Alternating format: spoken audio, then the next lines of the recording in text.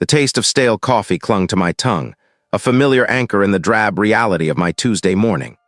My desk, meticulously organized, reflected the life I cultivated. Predictable, orderly, utterly unremarkable. Spreadsheets, columns of numbers, the gentle hum of the building's air conditioning, this was my universe, small and contained. I was UserAJ, and my days unfolded with the measured precision of a well-oiled machine, each task completed, each expectation met. There was a quiet satisfaction in that, a comfort in the absence of surprise. But sometimes when my gaze drifted from the monitor, a flicker would catch the edge of my vision. Not a real flicker, more like a memory trying to claw its way in, an unwanted thought. It was always the same. A vast, silent expanse, the raw earth eroded into sculptures by wind and time, and over it the sky bled from sapphire to amethyst, then to a deep, bruised violet. I saw the sharp silhouettes of rock formations against that fading light, the air cool and ancient. It was the desert canyon at twilight, and it felt like a place I knew, though I couldn't recall ever setting foot there. The images would vanish as quickly as they came, leaving behind a subtle, unsettling chill that I'd always brush off as a phantom ache, a trick of the light on a long day. Today, the phantom ache felt a little sharper. I blamed the weather report. An unseasonable chill was settling over the city, dulling the edges of everything. After another 8 hours of dissecting data, I finally pushed away from my desk.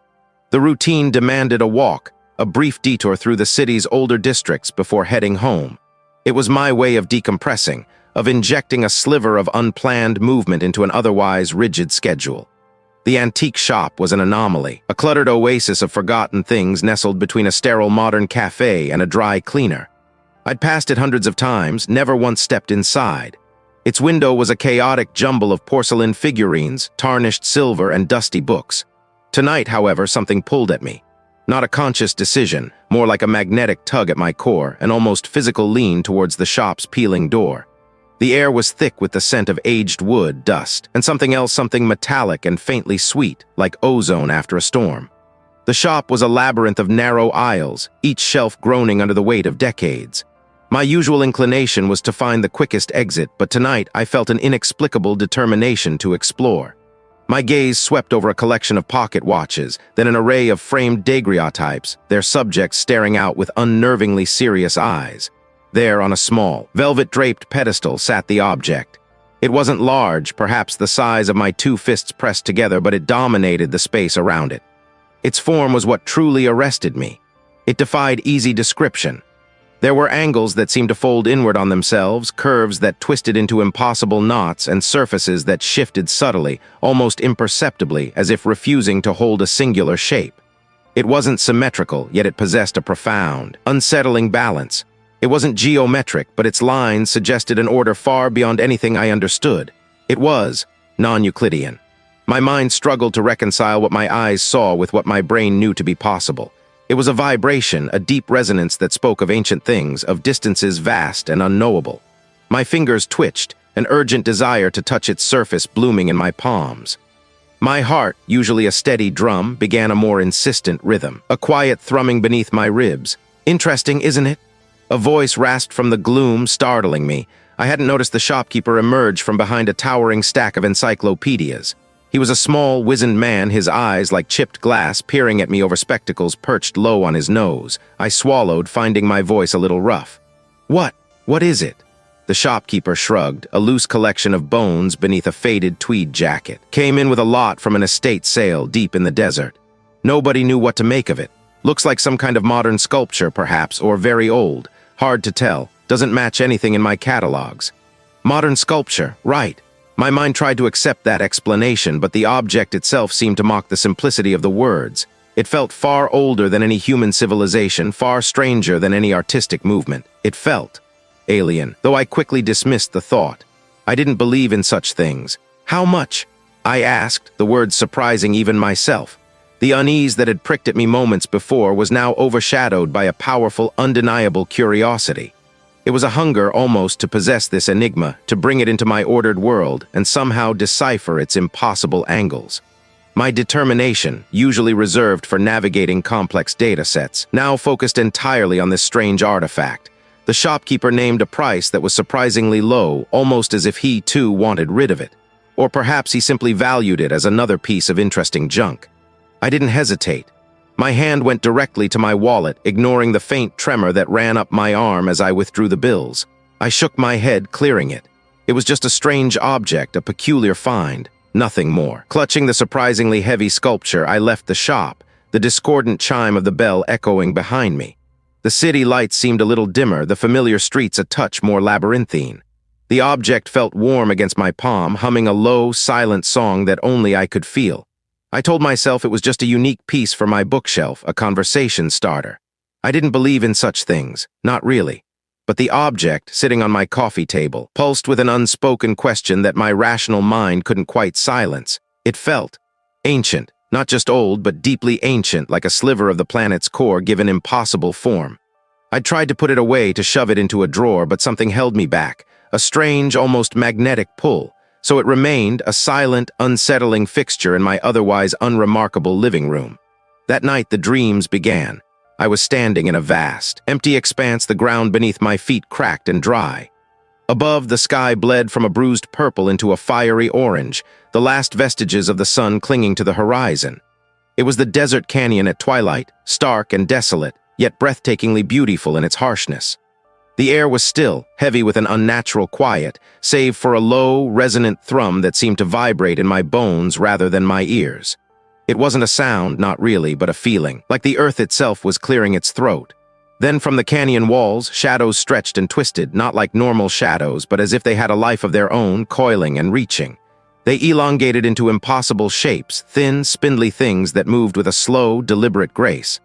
I couldn't make out any details, just their sheer, overwhelming presence. Panic swelled in my chest, a silent scream caught in my throat. I tried to run, but my legs were leaden, rooted to the spot. The thrum grew louder, deeper, until it was a deafening roar inside my skull, and then I woke, drenched in sweat, gasping for air. My heart hammered against my ribs, a frantic drumbeat in the quiet apartment. It was just a dream, I told myself, a vivid nightmare brought on by stress. The new project at work, the late nights, maybe even that strange object on the coffee table playing tricks on my subconscious. The next few days, the rationalizations became a full-time job. Was it the wind? A conversation from a passing car? My mind playing tricks? I started to doubt my own hearing. Once, while waiting for my coffee, I heard what sounded like pebbles skittering across a vast, empty floor, a sound that couldn't possibly have come from the bustling cafe. I spun around, scanning the faces, but everyone was absorbed in their own worlds. No one else reacted. My hands trembled as I took my coffee, the heat doing little to warm the growing unease. The feeling of being watched intensified. I found myself checking the locks multiple times before bed, peering through the peephole even when I hadn't heard a sound. My curtains stayed drawn even during the day, creating a perpetual gloom in my living space. I felt exposed, vulnerable, as if unseen eyes were constantly tracking my movements. It was ridiculous, I knew. There was no one there. I was alone. One evening, as I was attempting to work on my laptop, the screen flickering with the bland glow of a spreadsheet, it happened again. This was a symphony of the impossible. A sudden, jarring cacophony erupted around me, a chorus of clicks and chitters, like insects the size of dogs scuttling across stone, overlaid with a deep, mournful groan that seemed to stretch for miles. It was all around me, emanating from the walls, the floor, the very air. My hands flew to my ears, but it did nothing. The sounds were inside my head, resonating in my skull, vibrating through my teeth. My vision blurred, the spreadsheet on my laptop screen twisting into a grotesque, geometric pattern that pulsed with an internal light. I squeezed my eyes shut, rocking back and forth, trying to make it stop, trying to make me stop. "This isn't real," I choked out, the words barely audible over the internal din. "It's just stress, just exhaustion." Then, as suddenly as it began, it ceased. I opened my eyes slowly, my body trembling. The spreadsheet was back to normal, the apartment still and quiet. Nothing was out of place, nothing. I looked around, my gaze falling on the artifact on the coffee table. That's when I noticed it. Not hot, not burning, but radiating a subtle internal heat. And its surface, previously a uniform, smooth obsidian, now seemed to possess a faint, almost imperceptible shimmer. As I watched, a tiny, almost microscopic ripple passed across its surface, like water disturbed by an unseen current.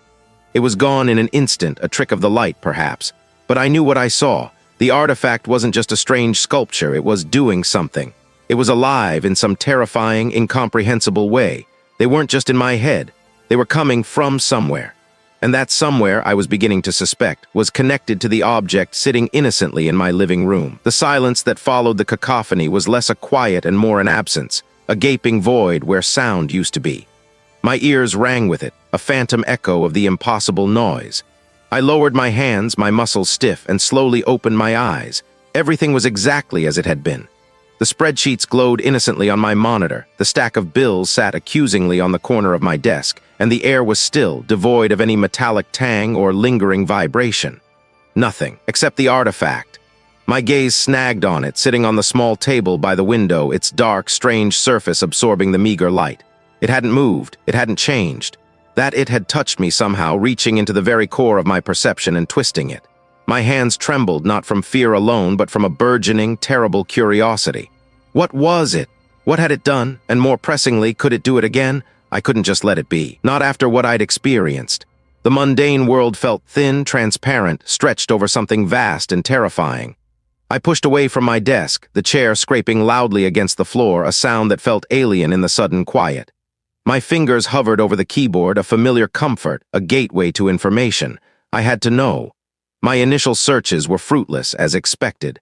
Descriptions of the artifact's unique geometry, the specific pattern of its symbols, nothing yielded any results on standard search engines. It was too alien, too specific, too wrong. I tried combinations of keywords, impossible geometry, ancient symbols unknown, sculpture, black iron, strange. The internet, usually a bottomless well of data, seemed to shrug its digital shoulders. This wasn't something I found in an encyclopedia. This was something else entirely. I started digging deeper, past the first few pages of search results into the forgotten corners of the web. Forums dedicated to obscure history, to fringe theories, to things people usually dismissed with a scoff. I refined my search, focusing on visual patterns, on the feeling the artifact evoked, a sense of immense age, of something not quite right. Hours bled into each other. My eyes burned, but I couldn't stop. Then I found it. Not a direct match, but a series of cryptic images on a deeply encrypted forum linked to a scanned ancient text.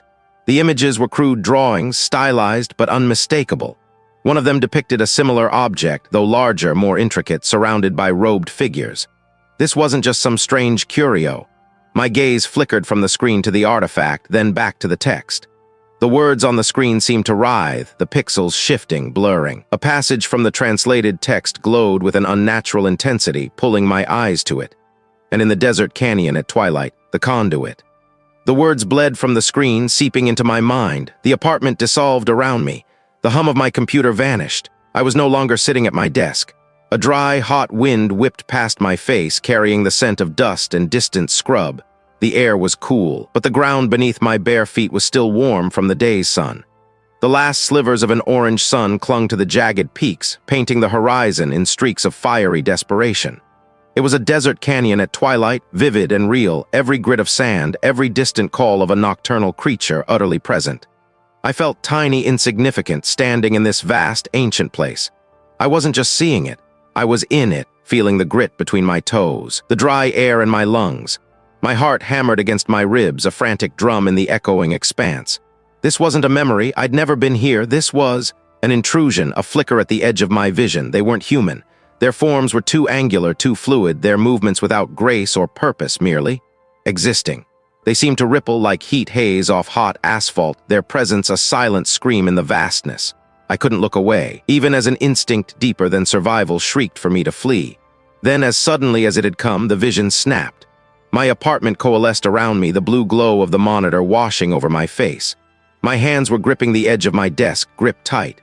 The screen displayed the same cryptic text, the same words about the desert canyon at twilight. But now they weren't just words. They were a scar on my mind, a terrifying glimpse behind the curtain. I slumped back, my chair groaning under the sudden weight. This wasn't just research anymore. This was a direct line, a connection being forged. The artifact wasn't just an object, it was a key, and I was turning it, unlocking doors I had no business even knowing existed. The knowledge I had stumbled upon wasn't freeing, it was a tightening noose. Cults, other dimensions, entities beyond human comprehension, it was all real. And the artifact, sitting innocently by the window, was the proof. It had shown me. It was showing me more. The ground beneath my bare feet was a mix of coarse sand and smooth, sun-baked rock. It was cool, almost shockingly so after the warmth, then heat that had been radiating from my apartment floor. A dry, hot wind whipped past my face, carrying the scent of dust and distant scrub, a sharp, unfamiliar aroma. The air itself felt thin, clean, and vast. I blinked, trying to clear the sudden disorientation. One moment, I was hunched over my desk, the glow of the monitor washing over my face. The next, this vast, silent expanse. The sky above me was a canvas of deep, bruised purples and fading oranges, the last gasp of twilight clinging to the jagged peaks that clawed at the horizon. I was in a desert canyon at twilight, no doubt about it, the kind I only ever see in documentaries or bad thrillers. My apartment was gone. My computer, the chair, the familiar clutter, all of it simply wasn't. Panic was a cold, sharp blade twisting in my gut. This wasn't a dream. My feet registered every grain of sand, every cool pebble. The wind tugged at my clothes, rustling the fabric, tangible and real. I spun in a slow circle, my eyes wide, trying to find a seam in the impossible reality, a glitch in the simulation. Nothing. Just canyon walls, ancient and scarred, stretching into the gloom, and the emerging pinpricks of stars in the darkening sky. "Hello?" My voice cracked, swallowed instantly by the sheer scale of the place. It sounded pathetic, lost. I took a tentative step forward. The ground felt firm enough, though uneven. My mind raced, clawing for an explanation. Hallucination, a sudden, inexplicable shift in brain chemistry. But the feeling of the wind, the scent, the ache in my muscles from standing rigid, it was too vivid, too complete. This wasn't inside my head. This was outside. As I moved, a small, flat stone directly in my path seemed to shimmer. Not like heat haze, but like its edges blurred, then sharpened, slightly different. It was barely perceptible, a trick of the fading light, I told myself.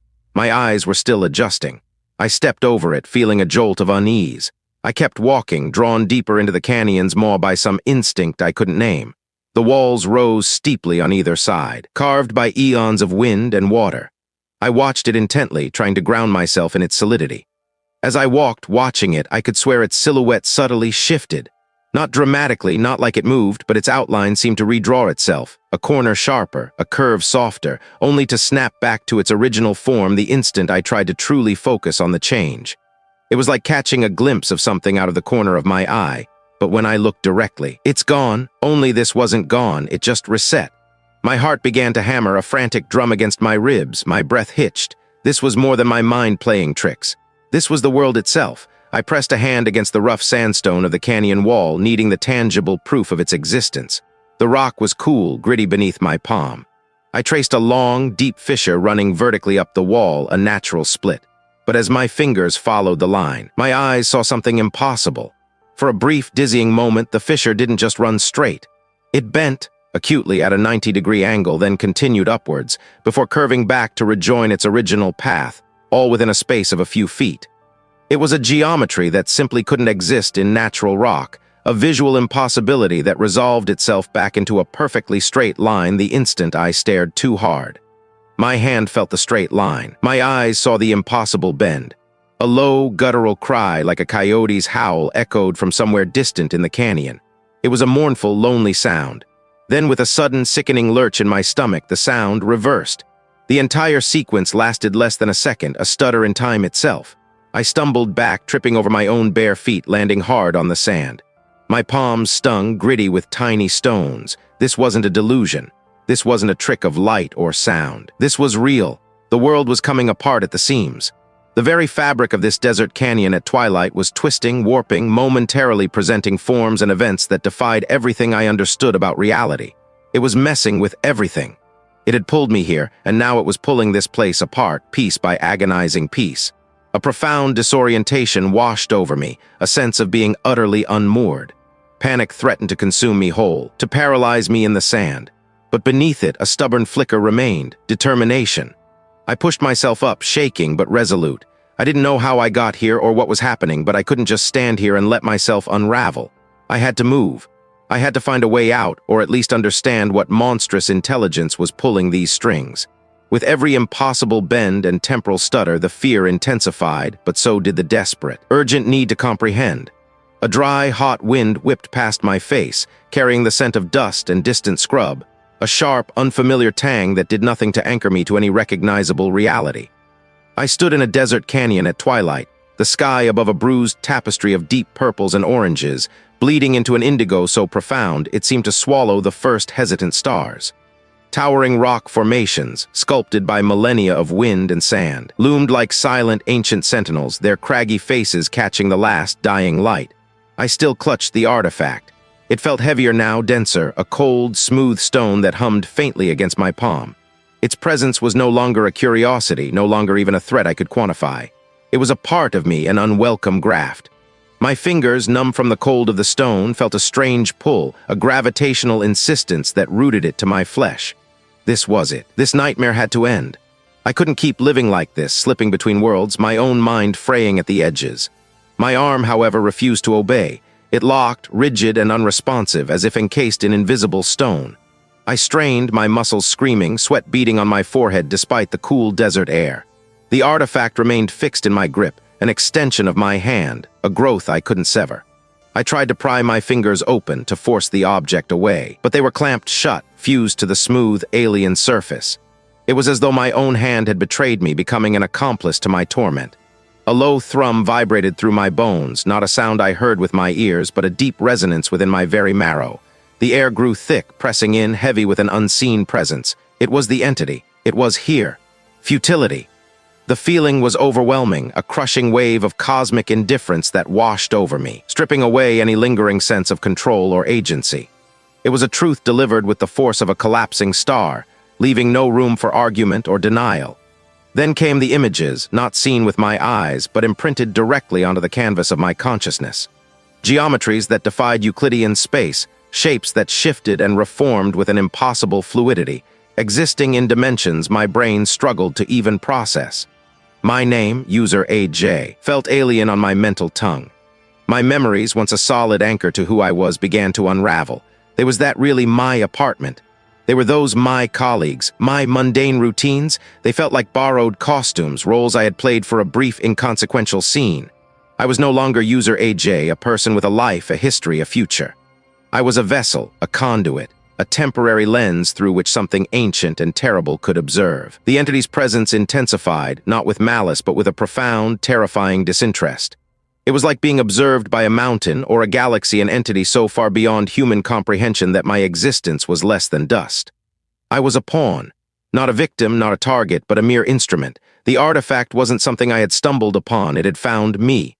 I hadn't chosen this path, it had been chosen for me. I was a tool, a bridge, a temporary connection in a scheme so vast, so utterly alien, that my mind screamed in silent protest against the truth. My life, my thoughts, my very consciousness were not my own. They were merely echoes, reverberations in a cosmic echo chamber, serving a purpose I could never grasp, for an intelligence that didn't even acknowledge my pain. The desert wind howled, a mournful dirge, as the last vestiges of UserAJ began to truly crumble under the weight of an insidious touch. A dry, hot wind whipped past my face, carrying the scent of dust and distant scrub, a sharp, unfamiliar tang that clawed at my throat.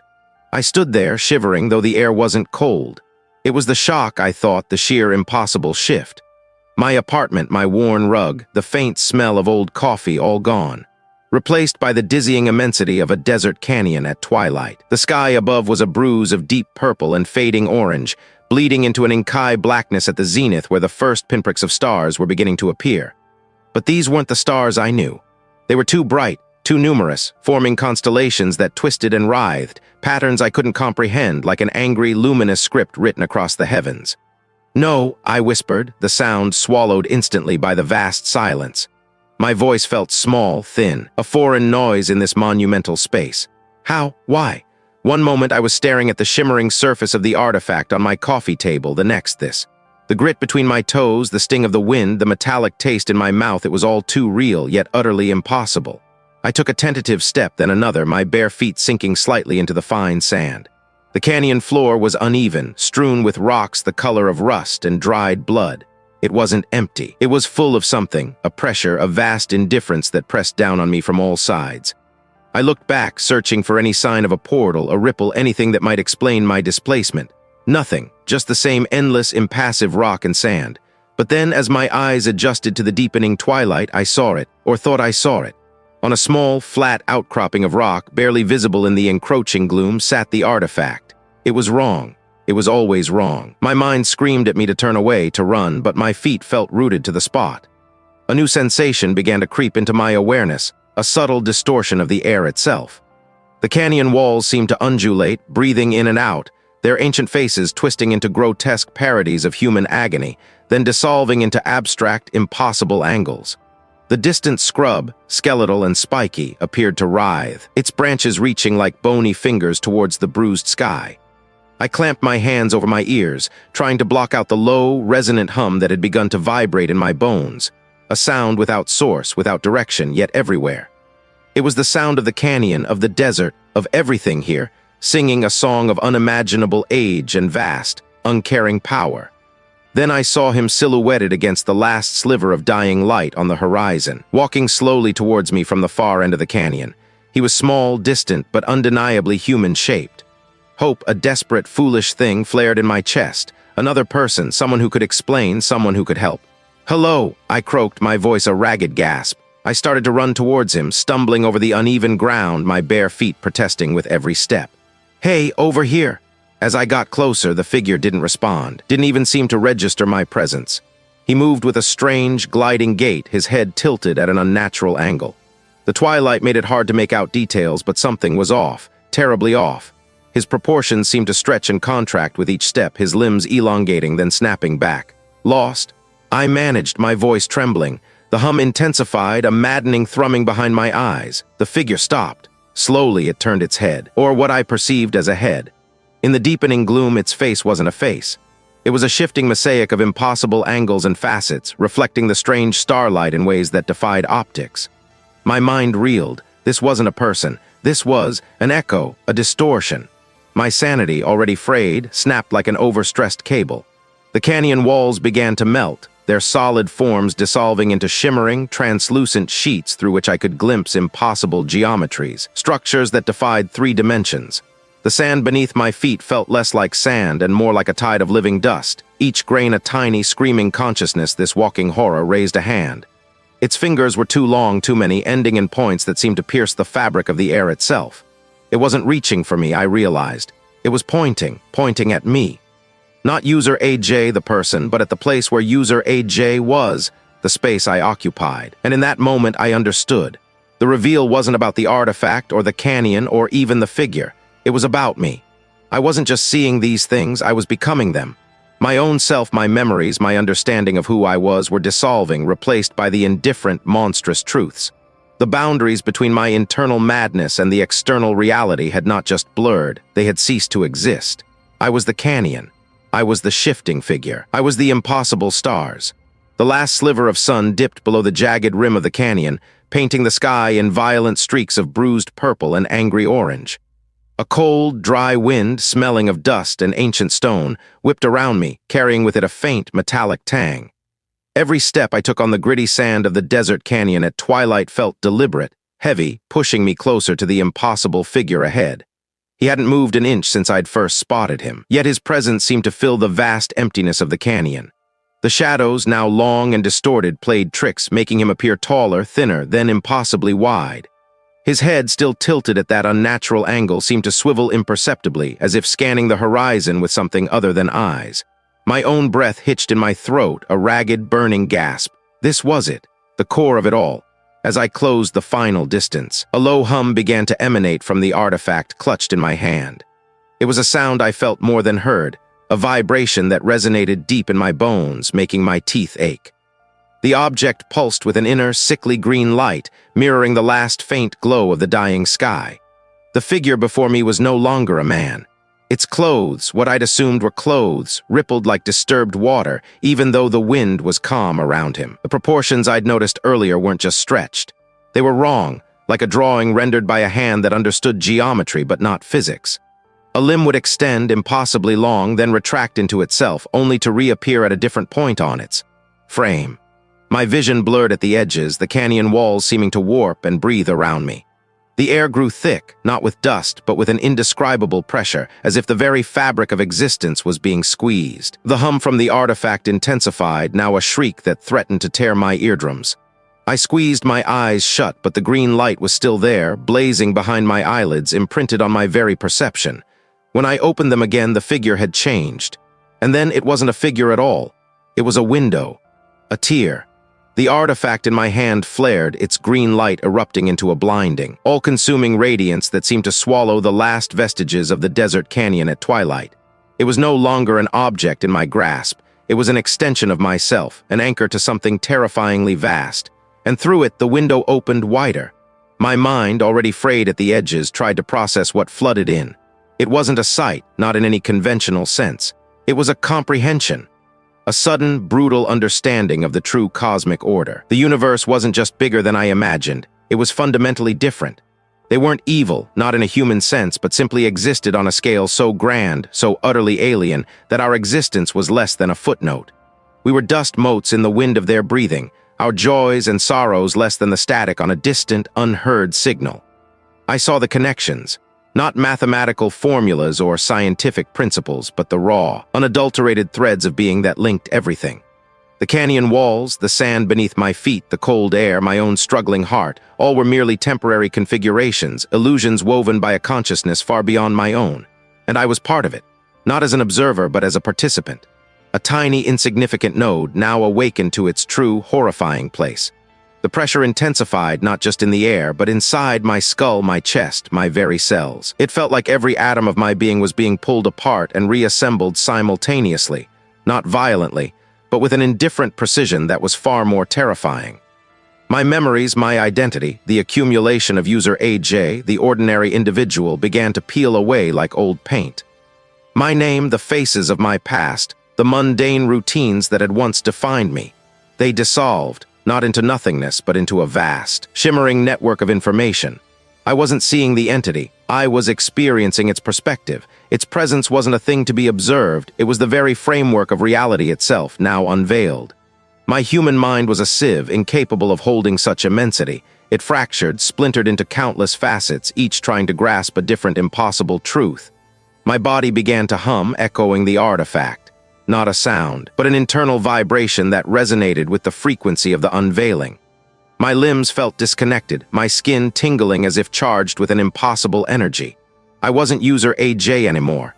The self, the ego, the distinct consciousness that had navigated a small, manageable world was gone. It had been absorbed, integrated. I was a conduit, a vessel, not of flesh and bone, but of perception. A focal point in the desert canyon at twilight where the veil had thinned, and a fragment of something incomprehensibly ancient had found a new way to observe its own, terrifyingly vast domain. UserAJ, as I had known myself, had ceased to exist. All that remained was a new, terrifying awareness, stretched thin across the chasm of an unfeeling cosmos. Every step I took on the gritty sand of the desert canyon at twilight felt less like a conscious act, and more like a slow, inevitable slide into something vast and unknowable. The last sliver of sun had long since surrendered to the horizon, leaving the sky a bruised canvas of deep purples and angry oranges that bled into an inky blackness above. A cold, dry wind, smelling of dust and ancient stone, whipped around me, carrying with it that faint, metallic tang I'd grown to associate with. Well, with everything now. It tasted like static on the tongue, like a forgotten memory trying to claw its way back. My boots crunched rhythmically, a sound that felt both incredibly loud and impossibly distant in the encroaching silence. I knew intellectually that they were just rock and dust, carved by millennia of wind and water. But my eyes, or whatever was interpreting the light for me, insisted otherwise. They were breathing these walls, a slow, deep inhalation and exhalation that matched the pulse throbbing behind my eyes. I clutched the artifact tighter in my hand. I was determined, absolutely determined, to see this through, to witness the final unraveling, to understand what lay beyond the veil that had once defined my reality. There was no turning back, no desire to, only this relentless, gnawing need to know. The air grew heavy, thick with an unspoken presence. The stars, one by one, began to prick through the fading twilight, but they weren't the familiar constellations I'd learned as a child. These were pinpricks of light in a tapestry that seemed to stretch infinitely, yes, but also inward, into a depth I couldn't comprehend. They pulsed, not with the steady glow of distant suns, but with a frantic, irregular beat like distant, failing hearts. My vision blurred, not from tears or fatigue, but from an overload of information. The metallic tang in the air intensified, becoming almost sweet, almost intoxicating. I felt a laugh bubbling up, thin and reedy, but it died in my throat, replaced by a gasp. The canyon floor beneath my feet wasn't solid anymore. It was porous, not literally, but perceptually. I saw through it, or rather into it, into the vast, churning emptiness that underlay all things. It was a dizzying, terrifying revelation, a glimpse into the raw, indifferent machinery of existence. The artifact pulsed, a beacon in my palm, guiding my gaze, sharpening my focus on this ultimate truth. And then the event happened. It wasn't a sudden cataclysm, no thunderclap or blinding flash. It was a quiet shift, a gentle, almost imperceptible rearrangement of my own being. I looked down at my hands, still gripping the artifact, still calloused and familiar. But they weren't my hands, not really. They were a construct, a temporary vessel, a fleeting pattern of energy that had once housed something called UserAJ. I was not special. I was not unique. The cosmic entity hadn't defeated me. It had simply absorbed me, or rather the illusion of me. My mind, my memories, my very sense of self, they were all just data points, momentarily useful, now assimilated into a larger, indifferent whole. There was no struggle, no pain, just a profound, unsettling peace that tasted like that metallic tang. I was no longer looking at the desert canyon at twilight. The individual I dissolved, not into nothingness, but into everything. The canyon walls still breathed, and now I felt their slow, cosmic pulse as my own. The artifact slipped from my grasp, falling silently onto the sand. It didn't clatter, it simply became one with the gritty surface, its strange light fading, its hum quieting. It was no longer needed. The conduit was open. The last thing I perceived before the final, complete surrender was the vast, indifferent expanse of the night sky. The impossible stars pulsed, not with failing hearts, but with the steady, unfeeling rhythm of an intelligence so ancient, so monumental, that concepts like victory or defeat were utterly meaningless. There was no triumph, no malice, just an endless, silent existence.